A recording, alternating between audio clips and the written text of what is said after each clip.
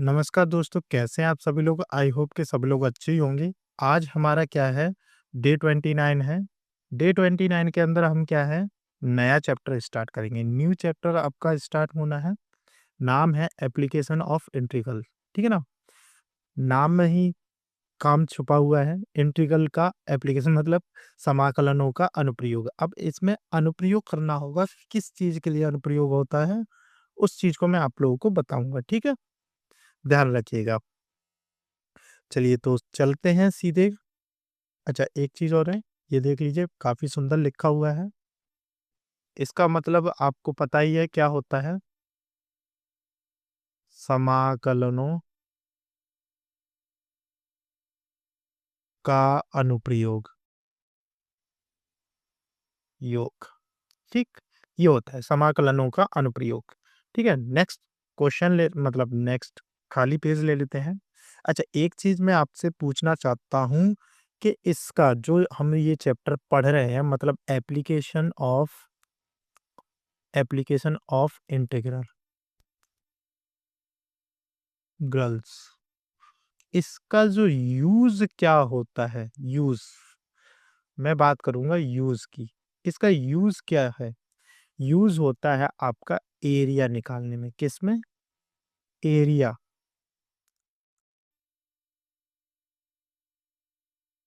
Area निकालने में। क्या निकालने में? एरिया निकालने में। इसका यूज़ होता है एरिया निकालने में।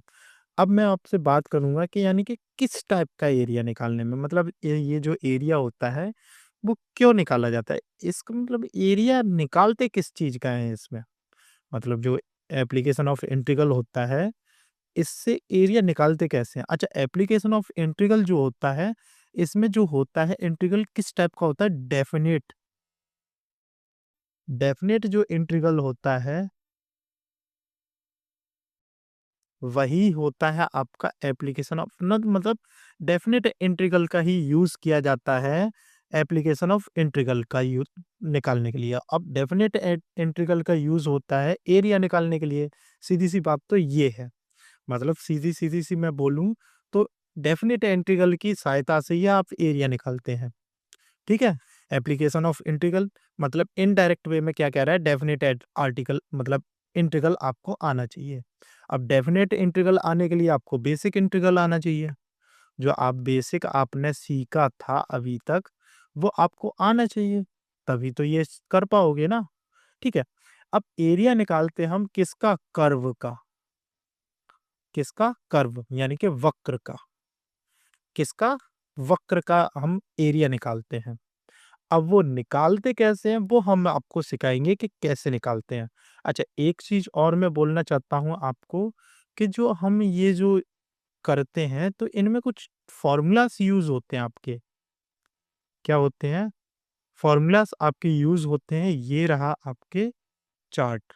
ठीक है ना?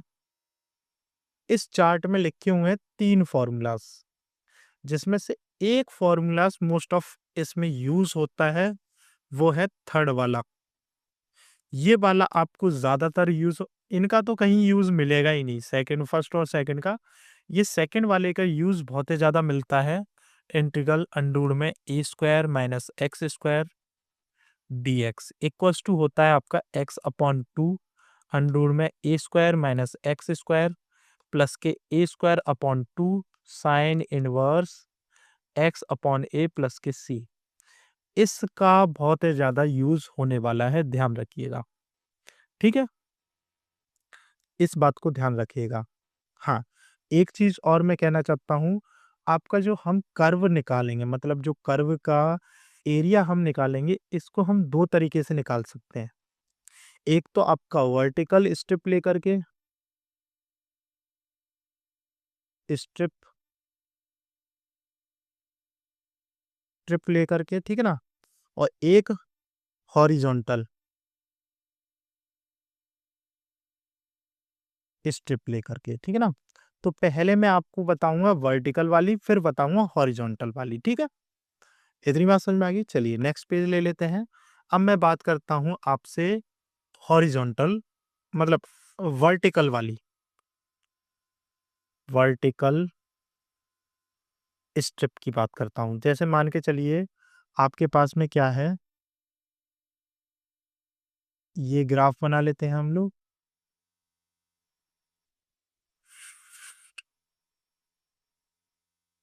ठीक है,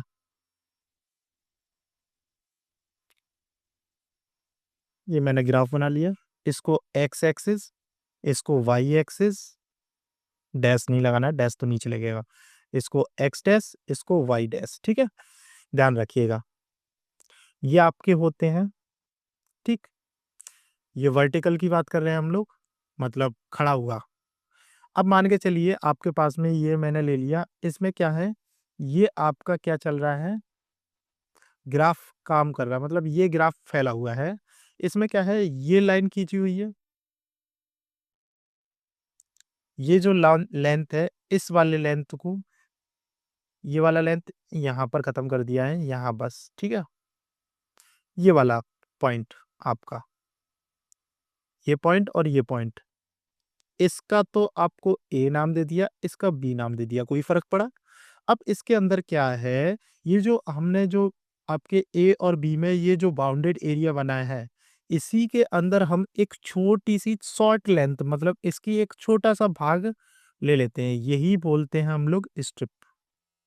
ठीक है, ये जो हम ले लेते हैं, एक छोटा सा पार्ट ले लेते हैं, इसी को हम स्ट्रिप बोल देते हैं। ठीक है, ध्यान रखिएगा, ये पूरा भरा हुआ होता है, दिखा देता हूँ। ये होता है आपका शॉर्ट लेंथ, बोल देते हैं इसको, शॉर्ट बोल दीजिए। इसको देंगे हम dx नाम, बिकॉज ये जो वैल्यूज हैं हमें x पर ही पता है ना, किस पर पता है, x पर, तो इसको dx देंगे। अगर y पे पता होता तो dy देते। ठीक है ना, इसी वजह से हम इसको क्या बोलते हैं, वर्टिकल स्ट्रिप बोलते हैं। ठीक है, ध्यान रखिएगा, dx दे दिया, तो इस वाली लाइन को हम बोलते हैं x इक्वल्स टू ए। ये जो लाइन है आपकी, ये वाली, इसको x इक्वल्स टू ए बोलते हैं, इस वाली लाइन को बोलते हैं x इक्वल्स टू वी। और जो स्टेप है, ये बाई के हिसाब से चल रही है, तो इस वाली लेंथ को हम बाई दे देते हैं नाम, dx इसका हो गया। अब ये जो स्टेप है वो कैसी है, आयताकार है, मतलब रेक्टेंगुलर टाइप है, टेंगुलर टाइप है, कैसी है, रेक्टेंगुलर टाइप है। रेक्टेंगुलर टाइप है तो आपको पता है एरिया, तो एरिया ऑफ स्टेप क्या होगा, क्या होगा, एरिया ऑफ स्ट्रिप क्या हो जाएगा, लेंथ इनटू ब्रेथ होता है, इसका तो क्या होता है, लेंथ इनटू ब्रेथ होता है एरिया, तो इसी हिसाब से इसका खुल जाएगा। तो लेंथ कितनी है आपकी, y इनटू ब्रेथ कितनी है, dx, तो ये हो जाएगा एरिया ऑफ स्ट्रिप। ठीक है, ध्यान रखिएगा, इतनी बात समझ में आ गई। अगर मैं बोलूं आपसे बाउंडेड एरिया क्या होगा, मतलब ये जो पूरा का पूरा एरिया है आपका, ये जो रीजन के हिसाब से आपका घिर गया है, ये जो घिरा हुआ है, इस एरिया का क्या होगा, जो मैंने अभी किया है, तो इस एरिया का क्या होगा, तो बाउंडेड जो एरिया होगा, एरिया या बाउंडेड रीजन बोल दीजिए का एरिया क्या होगा, वो हो जाएगा आपका ए से बी, लेंथ लिमिट्स हो जाएंगी आपकी, इंटीग्रल साइन ए से बी, और साथ में जो एक स्ट्रिप का होगा उसका इसमें रख देंगे, तो y इंटू डी एक्स, ये हो जाएगा आपका बाउंडेड एरिया। ये हो गया वर्टिकल के लिए। सेम एज इट इज होता है जाता है हॉरिजॉन्टल के लिए, तो हॉरिजॉन्टल का बस मैं आपको ग्राफ बना करके समझा देता हूँ, और कोई बड़ी बात नहीं है। ठीक है, ध्यान रखिएगा, चलो समझा ही देता हूँ आपका। ठीक है, तो मैं बनाता हूँ पहले एक ग्राफ, इधर की तरफ बना लेते हैं ग्राफ। ठीक है,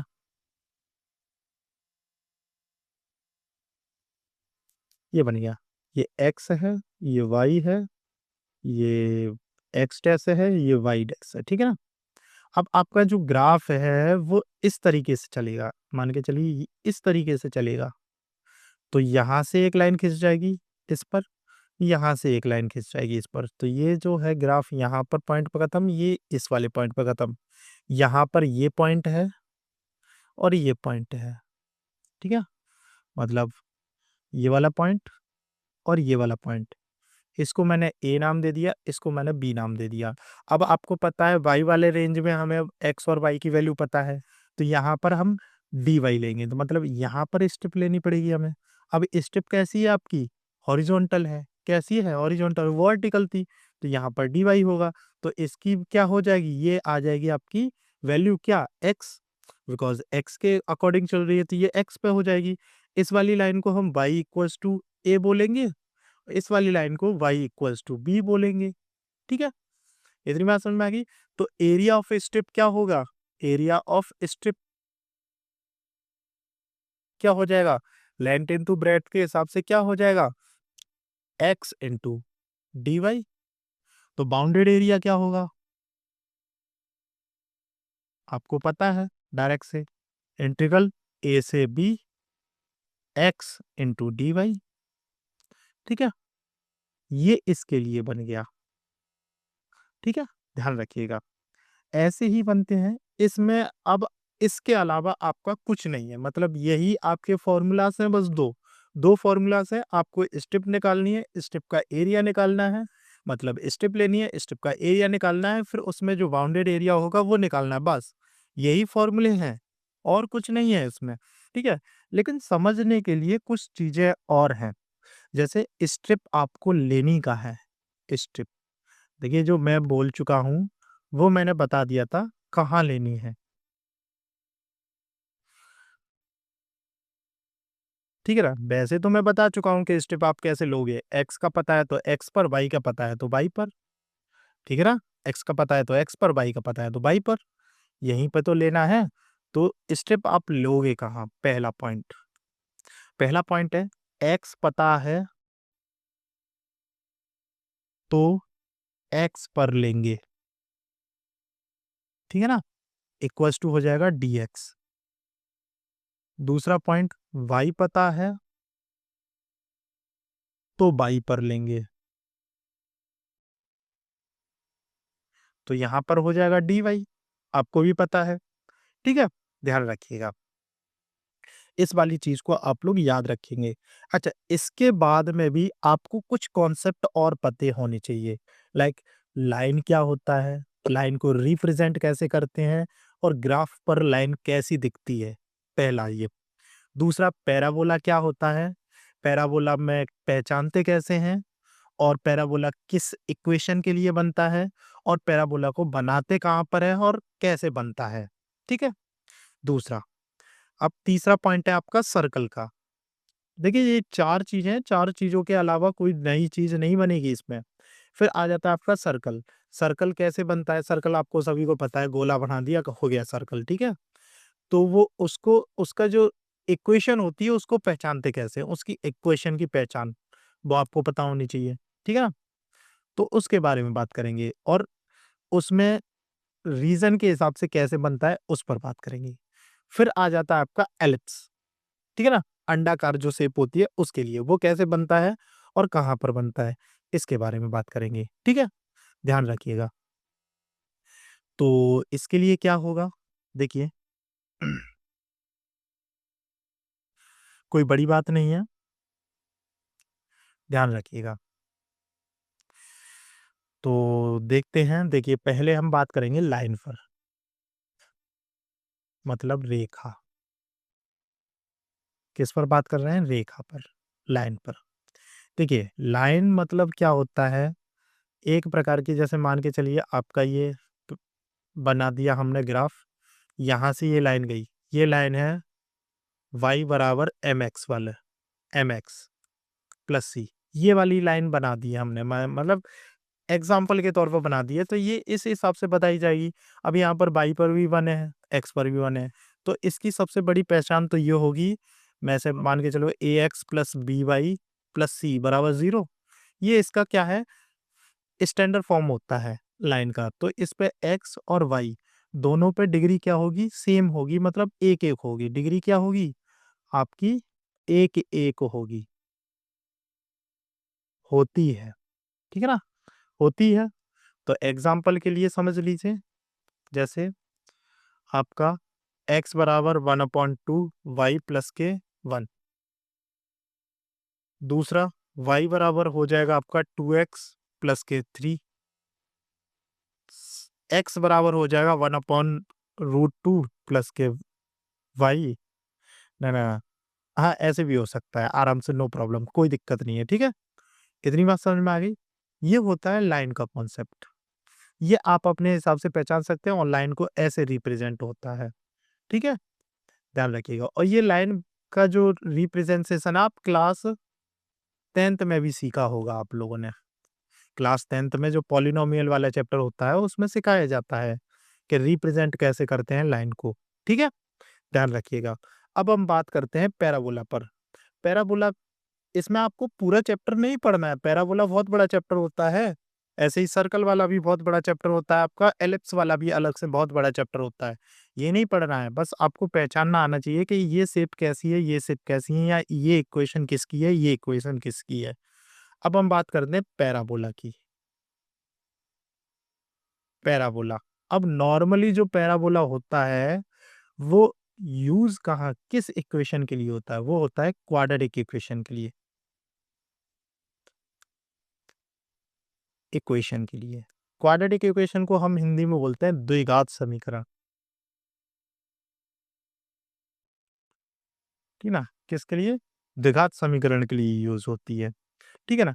अब इस पर क्या होता है, एक्स और वाई 2 टर्म दे रखे होते हैं, इनमें से किसी एक पर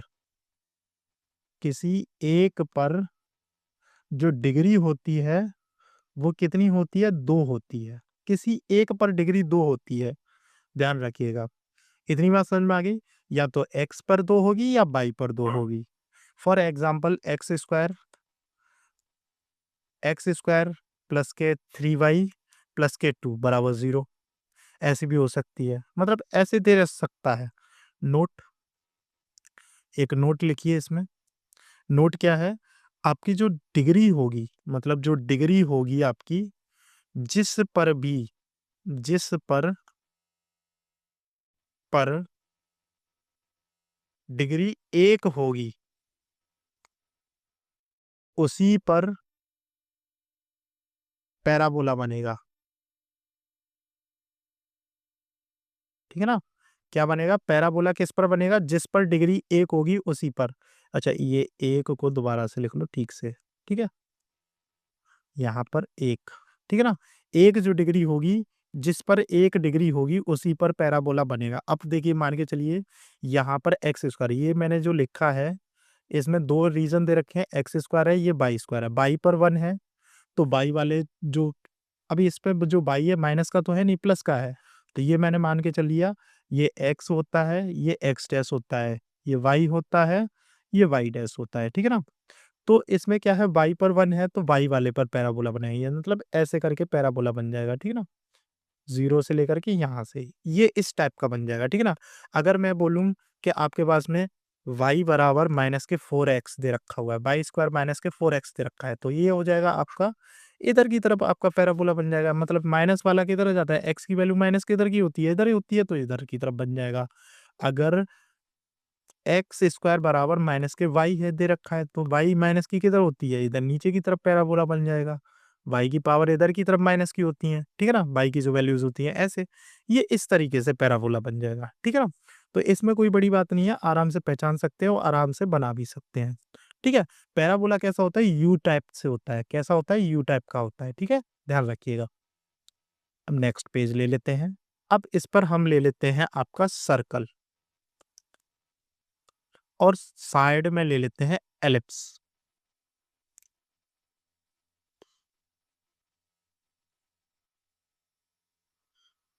एलिप्स, ठीक है ना? एलिप्स भी ले लिया हमने,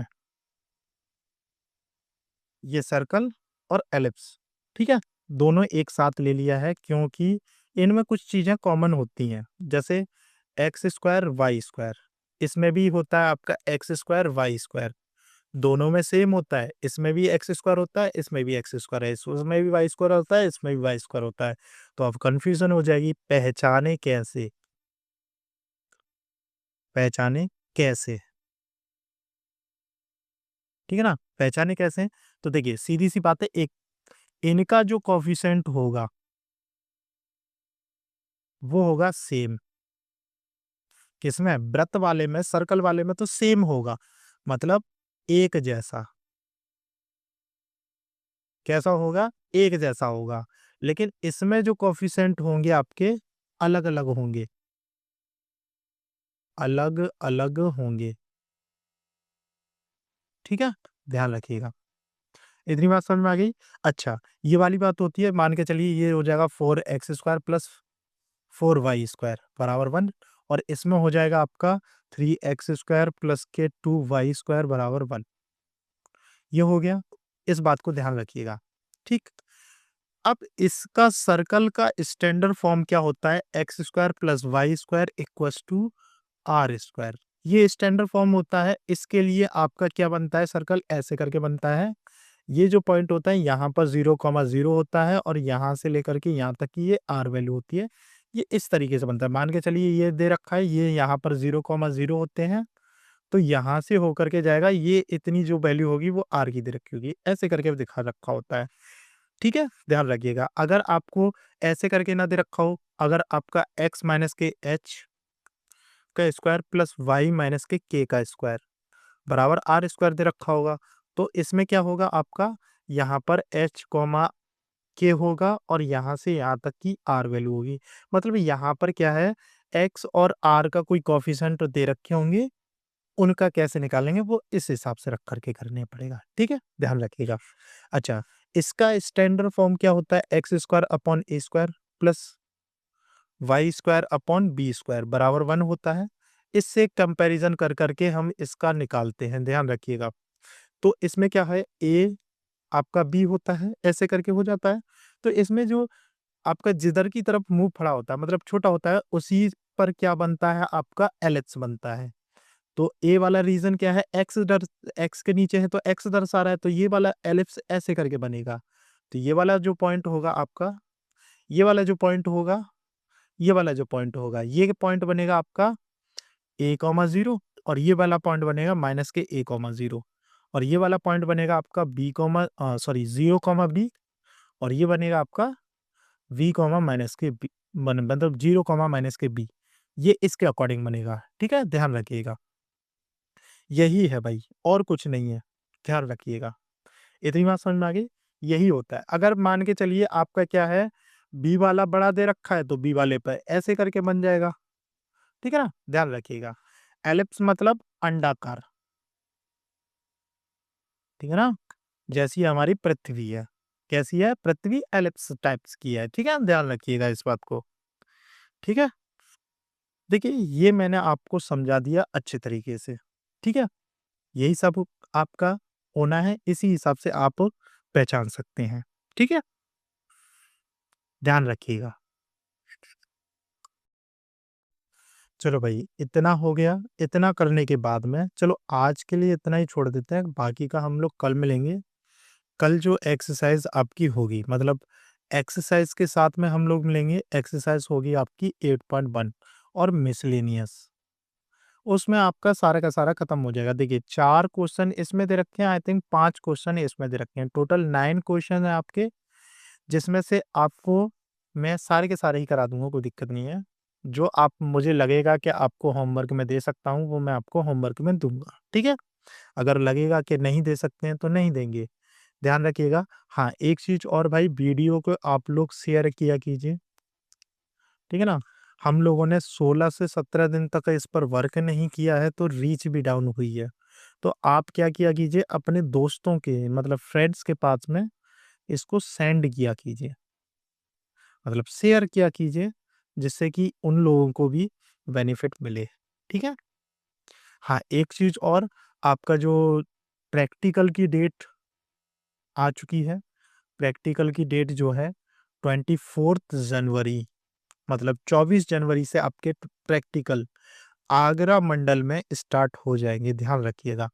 जो आगरा मंडल है, उसमें आपके स्टार्ट हो जाएँगे, याद रखिएगा, ठीक है? तो अच्छे से पढ़िए, बहुत अच्छे से पढ़िए, जिससे कि आपको दिक्कत ना हो और किसी और को भी दिक्कत ना हो, ठीक है? मतलब आपके मम्मी-पापा और आपको कोई भी किसी भी प्रकार की कोई दिक्कत ना हो, ठीक है? चलिए मिलते हैं नेक्स्ट वीडियो में, तब तक के लिए आप लोग पढ़ते रहिए आराम से और स्वस्थ रहिए, ठीक है? ध्यान रखिएगा।